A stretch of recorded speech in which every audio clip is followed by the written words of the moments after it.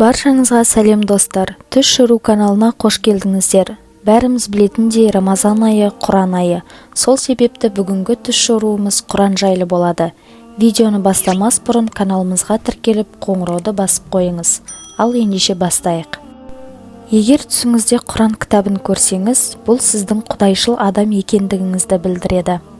Сондай-ақ Құран кітабын көрсеңіз, ақшаңызға береке кіріп, рызық несібеңіздің артатындығын білдіреді.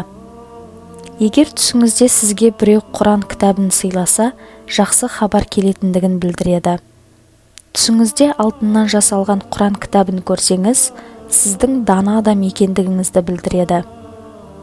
Егер түсіңізде үлкен Құран кітабын көрсеңіз, сіздің беделіңіздің артатындығын білдіреді. Түсіңізде жасыл Құран кітабын көрсеңіз, қасиетті жерге баратындығыңызды білдіреді. Қасиетті жерлер дегеніміз Мекке, Медине, Ақса мешіттері. Егер түсіңізде көп Құран кітаптарын көрсеңіз, сіздің бір игі іс жасайтындығыңызды білдіреді. Егер сіз Құран кітабына толған кітапхана көрсеңіз, сіздің тура жолда екендігіңіздің белгісі. Түсіңізде Құран кітабын ұстау үшін дәрет алсаңыз, әрбір істі бастағанда Аллаға дұға жасауды ұмытпа дегенді білдіреді.